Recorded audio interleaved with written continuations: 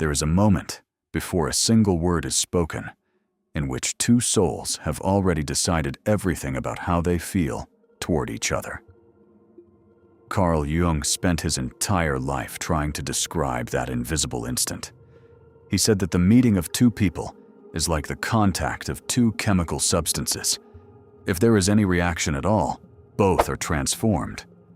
And perhaps that is why you have so often felt eyes resting upon you without understanding why. You thought it was your imagination. Jung would say it was not. It was your soul speaking in a language your mind has not yet learned to hear. You have no idea how magnetic you already are. And that blindness, according to Jung, is your greatest prison. You walk into a room and imagine that people are judging your face, your body, your clothes. But long before any conscious judgment, on a far older and more silent plane, the unconscious of other people is already reading something in you, a subtle vibration, a presence, an energy you emit without noticing, one that reveals, with brutal honesty, who you truly are inside. Jung called this force the libido.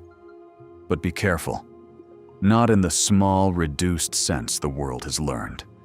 For him, the libido was the total life energy, the deep current that moves your desires, your imagination, your hunger to create and to connect. Attraction between people is only one of the ways this energy becomes visible. When someone feels pulled toward you, they are not reacting only to your body. They are reacting to the way your life force is organized, contained, and revealed. Pause for a moment and ask yourself, what has my energy been saying about me, without my permission? Most people go through life wasting this energy. They let it leak out in nervous gestures, in too many words, in the constant urge to impress, in the mask that tries to please everyone. Jung saw in this a divided soul, at war with itself. And others feel that war.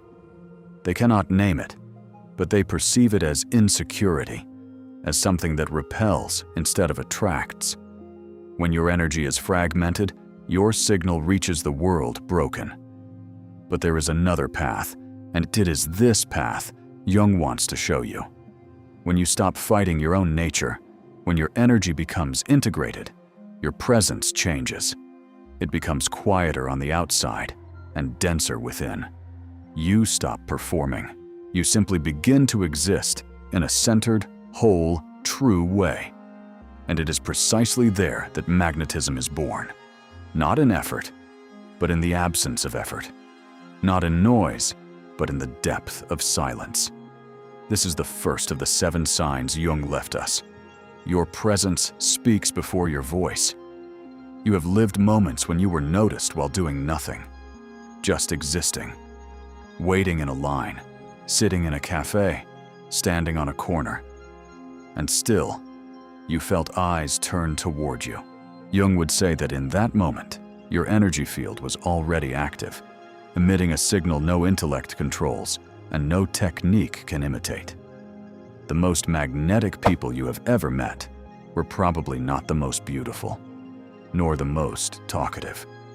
They had something else, a powerful stillness, a sense that they needed nothing from you, and for that very reason, attracted everything.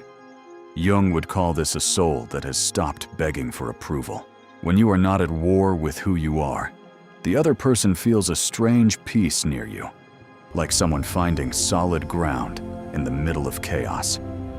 And here lies an uncomfortable truth, one you may have been avoiding for years. You have been far more attractive for far longer than you ever allowed yourself to accept. The signs were always there. The glances, the approaches, the reactions you dismissed as coincidence. But your ego, bound to old wounds, insisted on convincing you otherwise. How many times has reality tried to tell you one thing, while you chose to believe the old story? Jung taught us that whoever looks outward only dreams, but whoever looks inward awakens. And it is inward that this journey will lead you. Not so that you learn to pretend, to manipulate, or to play a role, but so that you finally recognize the force that already lives within you and only waits to be set free. Because there are 7 deep signs that your soul already radiates something powerful, and what you are about to discover about the second one will require you to face the part of yourself you have spent your whole life trying to hide. Imagine 2 people walking into the same party, wearing similar clothes, with equally pleasant looks. One of them crosses the room and seems to disappear, as if transparent. The other crosses the same room and, without saying a word, makes heads turn. What is the difference between them? It is not in the skin, nor in the fabric of the clothes. Carl Jung would point to something invisible, the relationship each one has with their own body and their own shadow. This is the second sign. You are at peace with your own body, without needing to flaunt it or hide it. And this is far rarer than it seems. Most people are trapped between 2 extremes. On one side are those who feel ashamed of their physicality and try to shrink, to fade, to take up as little space as possible. On the other are those who expose themselves too much, who scream for attention, trying to compensate on the outside for an insecurity that burns within. Jung would see, in both cases, the same wound. He called that wound the tension between the persona and the shadow. The persona is the mask you show the world, the character you believe you must be in order to be accepted.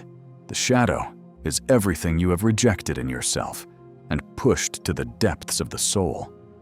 The desires you judged improper, the impulses you learned to fear, the parts of you that someone, one day, said were too much. When your sexuality and your vitality live exiled in that shadow, your body stiffens, the gesture locks, a mute anxiety escapes through your pores, and others feel it, even without knowing how to explain it. Think of someone you know who seems uncomfortable in their own skin, the way that person shrinks, avoids eye contact, apologizes for existing.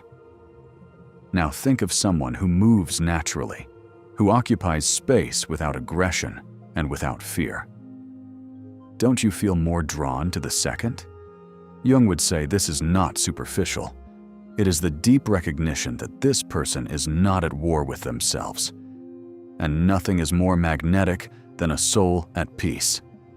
The good news is that this peace can be won when you begin to embrace your body, not as an object to be judged and corrected, but as a living, changing, expressive form. Something shifts. Your movements flow again. You stop hiding and stop trying to prove. You simply begin to inhabit yourself.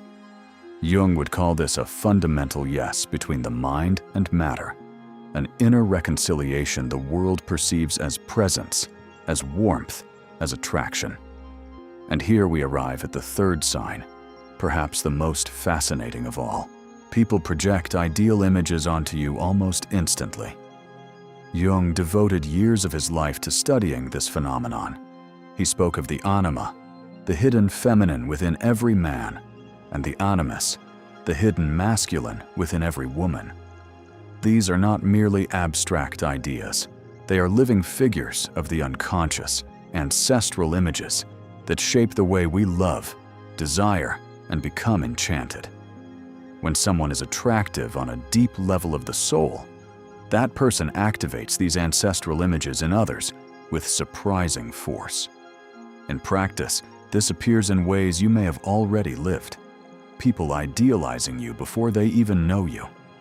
Someone assuming you are special, different, exactly what they were looking for, based on almost no real information, intense emotional reactions, disproportionate to the little contact that occurred.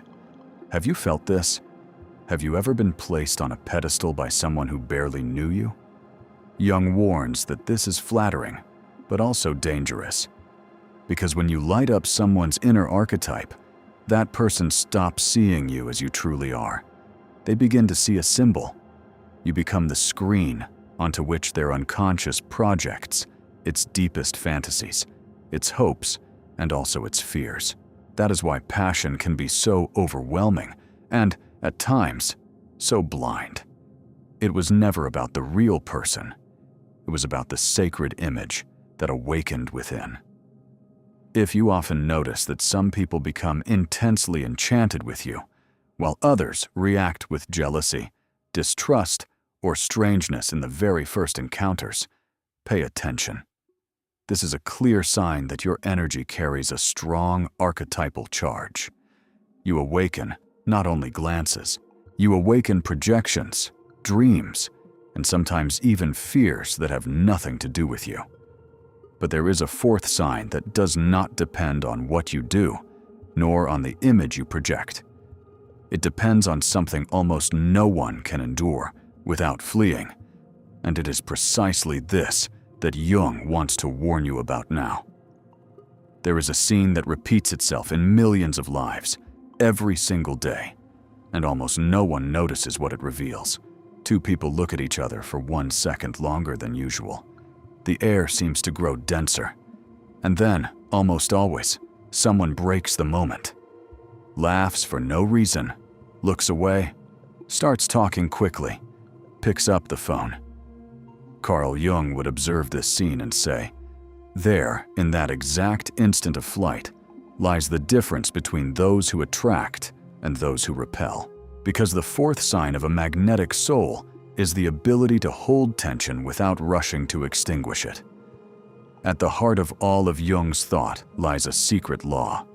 The soul only grows when it learns to bear the tension of opposites: light and darkness, desire and fear, surrender and solitude. Every true attraction is born charged with uncertainty, and that uncertainty is uncomfortable. Will I be wanted in return? Will I be rejected? If I come closer, will everything change?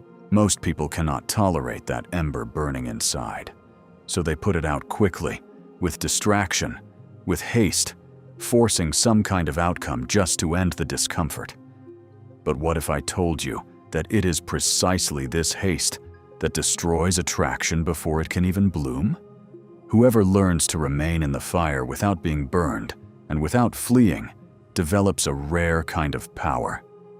Being able to hold a gaze a moment longer, without panic, being able to inhabit silence without the desperate need to fill it, being able to feel desire and not rush to control it, define it, or possess it. Jung would say that in those moments, your ego was not swallowed by the forces of the unconscious. You felt the tide rise and still remained firm within yourself. People sense this as a kind of gravity. They feel that you are not desperately hungry, that you do not need to wrench anything from them. You are available, yet whole, and that combination creates an invisible field where attraction can finally breathe. Think of the most magnetic people you have ever known. Were they in a hurry? Or did they seem to have all the time in the world, as if nothing could shake them? It is this serenity that turns you into an anchor. And in a world of restless, anxious, fragmented souls, people instinctively gravitate toward whoever remains steady. But Jung now leads us to a fifth sign that seems, at first glance, a contradiction. Your clear boundaries make you more desirable, not less. Many people believe exactly the opposite. They believe that to attract is to be always available, always saying yes, always pleasing, never disappointing. And this is where one of life's greatest deceptions hides. In the deep layers of the psyche, attraction is the sister of respect. When people perceive that you are incapable of saying no, that you bend to any will, that you abandon yourself in order to be accepted, something in them shuts down. The deep soul of the other does not feel safe near someone who has no ground of their own. Have you noticed how we tend to devalue what is given too easily and to value what holds firmness and dignity? Why do you think we work this way? Jung taught that true encounter requires two whole individuals, not two people dissolving into each other until they vanish. Whoever annuls themselves to be loved stops being a person and becomes merely a role. And the role may attract for a moment, but it never sustains deep attraction because there is no solid self behind it. When your boundaries are firm, you do not let yourself be treated with carelessness. You do not chase those who show absence. You do not betray your own values just to be chosen. This does not make you cold or arrogant. On the contrary, it makes you real. On the unconscious level, it signals that your energy is not cheap, that it has value and will not be handed to just anyone. Your no is exactly what gives weight and truth to your yes. Your boundaries are the walls of the temple. They protect what is sacred within you. But there is a sign that separates the truly living souls from those who merely survive. And it explains why certain people, though beautiful, seem extinguished, while others radiate life in every gesture. That is what we will speak of next. There is a curious question that can change the way you see people forever. Why do some people, even without any extraordinary beauty, seem lit from within, while others, physically perfect, seem like lifeless statues? Carl Jung had an answer, and it is tied to the sixth sign of a magnetic soul. Your creative energy is alive, and people can feel it in everything you touch. Jung contemplated life energy as a sacred fire, not merely fuel for desire, but raw material for imagination, creation, and transformation. When that fire is repressed, smothered by years of fear and self-censorship, the soul petrifies. The person becomes rigid, predictable, without a spark. They may be beautiful on the outside, but something in them seems extinct, like a lamp that keeps its shape but has lost its light. You have probably met someone like this. Someone who had everything to be attractive, but who, in their presence, transmitted only emptiness. Now think of the opposite. When your life energy becomes integrated, it overflows. It spills into every corner of your existence. You feel driven to create, to build, to explore, to learn. You become curious, inspired, expressive. This does not mean you must be an artist in the traditional sense. It simply means you move through life with intensity and openness in the way you speak, the way you think, the ideas that excite you, the projects you dive into with body and soul. Others perceive this as an inner brightness.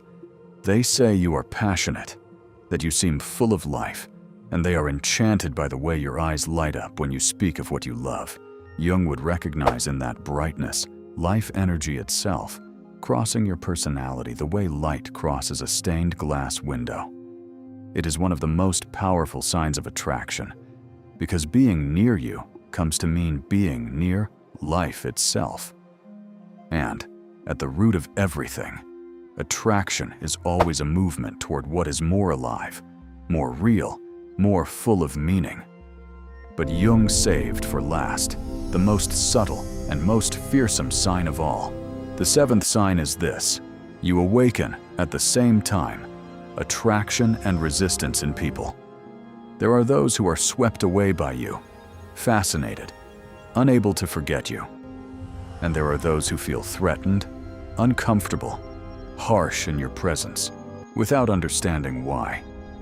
This polarity may seem like a problem, but it is not. It is proof that your energy is strong enough to move the depths of another's unconscious. Jung taught that everything carrying a strong charge of life energy also awakens the shadow of the other, the fears they hide, the wounds they never healed, the conflicts they never resolved. When someone feels drawn to you, that person's unconscious may, in the same instant, fear losing control, fear being rejected, fear being forced to face its own darkness. And so they feel the pull and the recoil at once, the approach and the flight, the warmth and the coldness. This is why you may have lived strange situations and never understood them. people who became visibly nervous around you. Someone who was warm and, suddenly, for no apparent reason, became distant and cold. People who overreacted to small things you said or did. Jung would explain that in those moments, you were touching deep layers within them. You were not merely someone pleasant or interesting. You confronted them without meaning to, with parts of themselves they were not ready to see. And here is the most beautiful paradox of all. It is precisely this mixture of attraction and resistance that makes you unforgettable. Even those who try to move away from you discover, later, that their mind keeps returning, not through manipulation, not through games, but because that person's soul is still processing what your presence awakened. You become a mark, a memory that does not fade. But if you recognized yourself in many of these signs, and even so, still hear within you an insistent voice saying, "This cannot be me," then pay close attention. Because that voice is the key to everything, and it is what we will speak of now. There is a voice inside you. It is ancient, insistent, and almost always cruel. Every time life tries to show you your own worth, that voice appears and whispers, "It isn't true. It isn't you. You are not enough." Carl Jung gave that voice a name. He called it the ego, the conscious part of your identity that carries an image of you that is decades out of date. And perhaps that voice has governed your life for far too long. The ego is a collector of wounds. It clings to old humiliations, to rejections, to the criticisms you heard when you were younger and more fragile, and it uses all of it as proof that you are not desirable, that you are not special, that you should remain small and safe. But here is what Jung discovered, and it changes everything. While the ego repeats the old story, your unconscious kept evolving in silence. Your energy changed, your presence deepened. You became someone your own mind has not yet recognized. And it is exactly there that the fracture is born. On one side, there is the reality of how other people actually experience you, the glances you receive, the approaches, the reactions you awaken. On the other side, there is the worn-out fable you keep telling yourself, the story that you are not interesting, not attractive, not worthy. Stop and reflect honestly. How many opportunities? How many encounters? How many connections have you already lost? Not because the world rejected you, but because you believed you would be rejected before you even tried. Attraction, in the deepest sense Jung taught us, truly begins when you decide to close that fracture. When you stop measuring yourself only by external standards and begin to read the subtle signs of reality, the glances that linger, the questions people ask in order to stay near you, the way some open up easily in your presence, and how others become strangely lost for words. Not to make others' approval your new god, but to finally see what has always been true. Your energy touches others far more than you admit. And here, Jung reveals the secret hidden behind all 7 signs. Attraction is not a goal to be pursued. It is a side effect. It is the natural consequence of inner integration.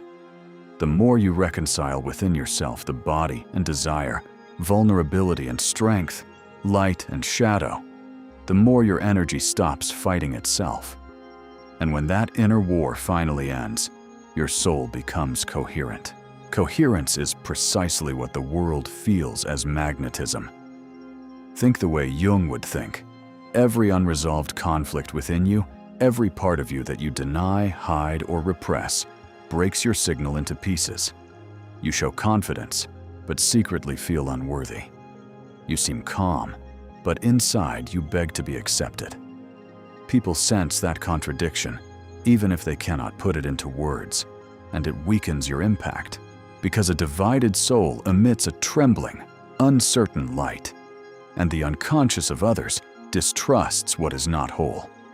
But observe what happens when the movement reverses, when you begin to own your desires without shame, when you face your fears without bowing before them, when you express your needs without apologizing for existing. In that moment, something deep aligns within you. Your words, your body, your gaze, and your energy all begin to point in the same direction.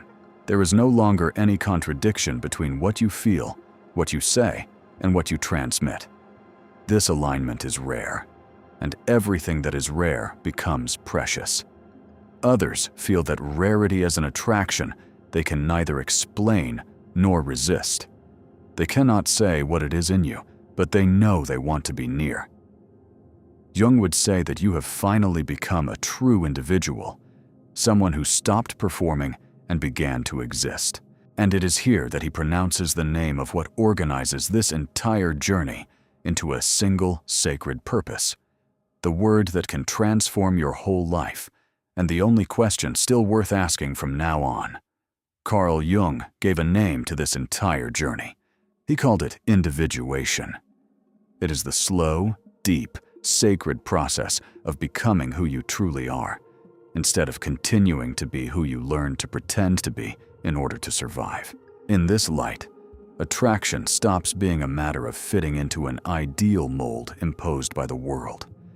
It becomes the act of embodying your unique pattern of energy so fully and so honestly that you simply no longer need anyone's approval to feel alive. And here is the final paradox, the one Jung observed with a silent smile.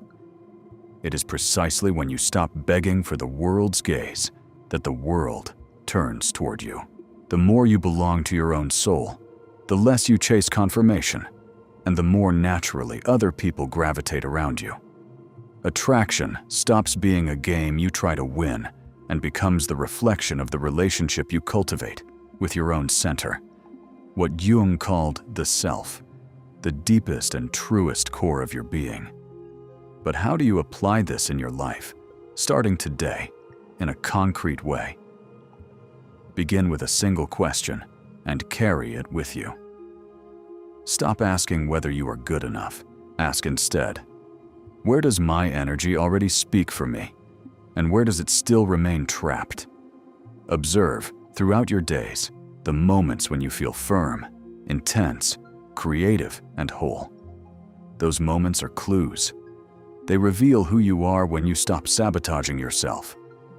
And observe also, with courage and without guilt, where fear still shrinks you, hides you, forces you to wear a role that no longer fits. The practical path Jung offers us does not require you to become another person. It requires the opposite. It requires you to bring back into the light the parts of yourself that were exiled into the shadow. Reconcile with your body, treating it as a home and not as an enemy. Allow yourself to feel desire without shame and fear without despair.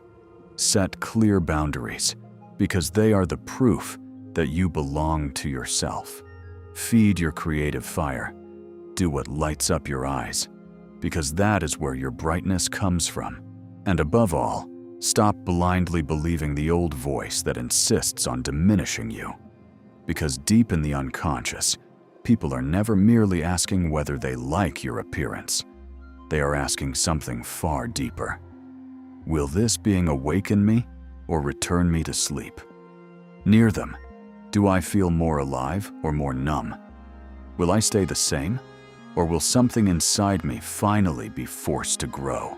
When your energy carries the promise of growth, when your presence holds the silent intensity of someone who descended into their own depths and returned transformed, you become unforgettable long after they have forgotten the features of your face. So the real question was never whether you are desirable. You always were. The real question is this: what will you do with that force from now on? Will you use it to feed the ego, collect empty validations, and repeat the same shallow cycles as always? Or will you use it as a mirror, a sign that your energy is strong enough to be transmuted into something greater. Deeper bonds, more honest words, more authentic creation, and a life faithful to who you truly are. Your unconscious, Jung would say, already knows the answer. It has been trying to speak to you for years, through your dreams, your desires, and the sudden surges of strength that arise when you do what you love. You do not need to force anything. You do not need to master 1,000 techniques. What your soul asks for is only a new relationship with your own energy, made of respect, reverence, and responsibility. And as that alliance deepens, the signs of your attraction stop being random. They become the visible expression of who you have chosen to become. Perhaps the next time you cross a room and feel that invisible pull of eyes turning toward you, you will no longer dismiss it. Perhaps you will breathe deeply, inhabit your body more fully, lift your head, and silently acknowledge what your unconscious always knew, and what Carl Jung spent his entire life trying to tell you. Your presence is not an accident. Your soul is already speaking. If these words touched something deep within you, do not let this moment pass in silence. Leave your like, because it helps this message reach other souls who also need to awaken. Write in the comments, even anonymously, which of the 7 signs resonated with you the most, because your reflection may light the path of another person. And subscribe to the channel to continue this journey of self-knowledge, because the work of becoming who you truly are has only just begun, and the next steps may change everything.